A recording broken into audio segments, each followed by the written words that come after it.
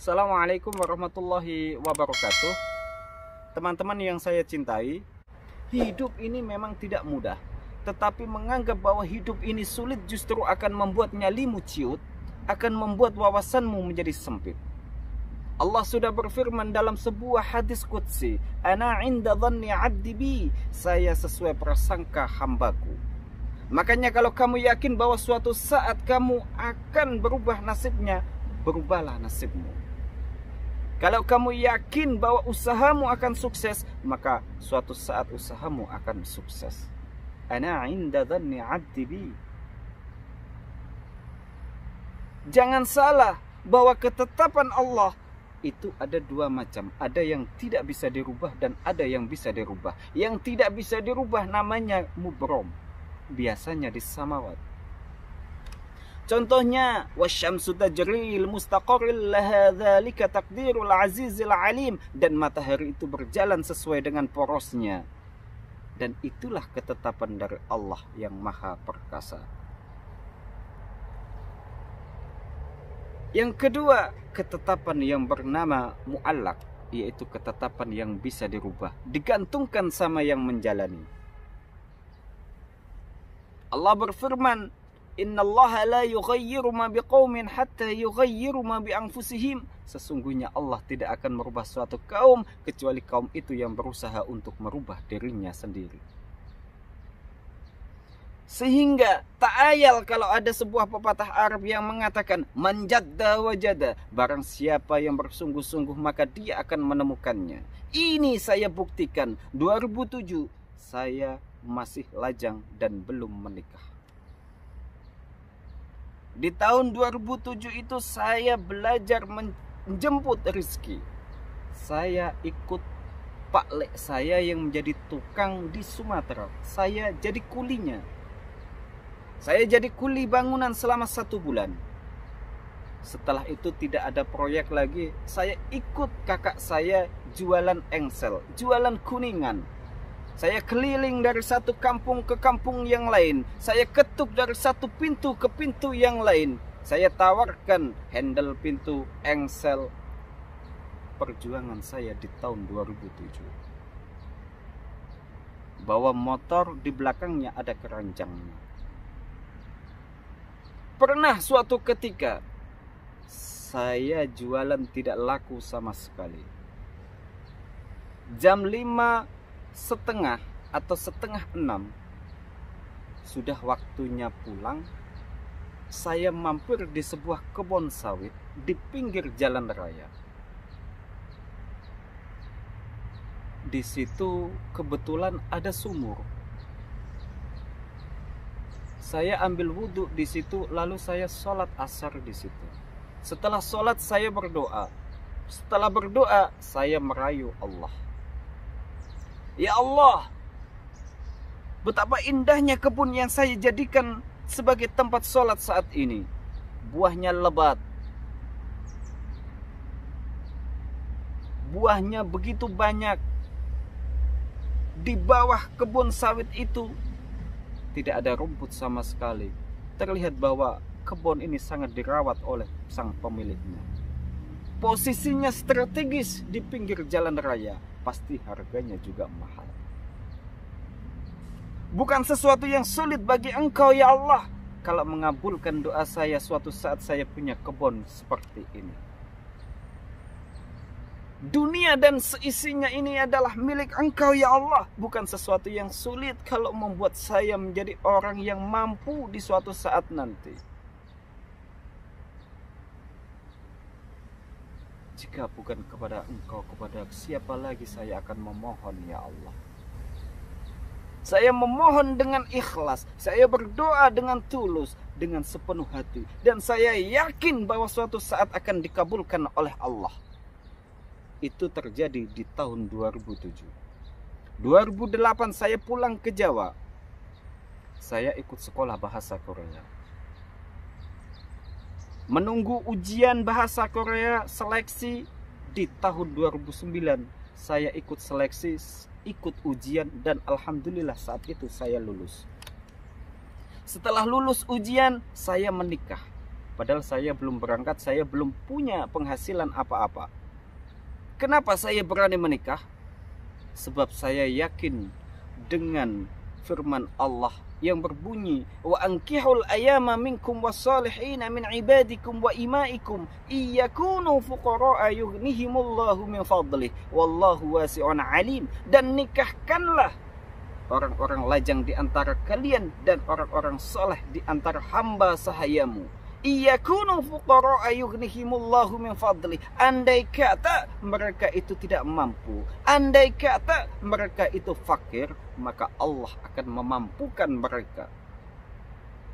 Ini jadi motivasi saya untuk menikah, meskipun saat itu saya tidak punya penghasilan, meskipun saya saat itu belum punya pekerjaan, meskipun saat itu saya belum punya yang namanya gaji tiap bulan.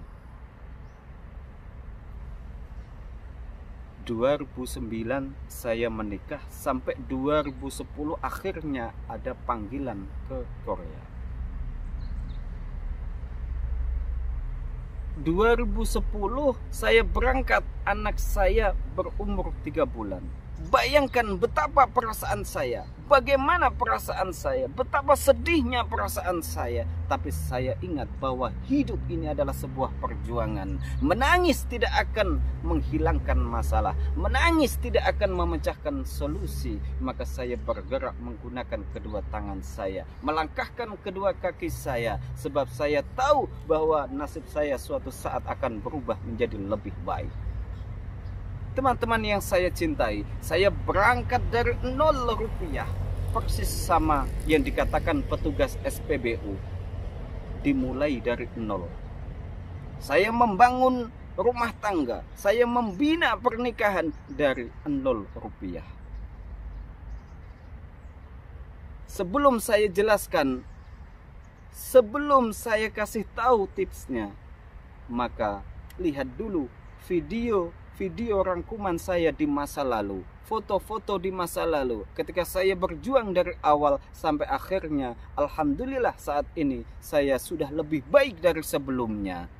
Coba kita cek dulu video berikut ini.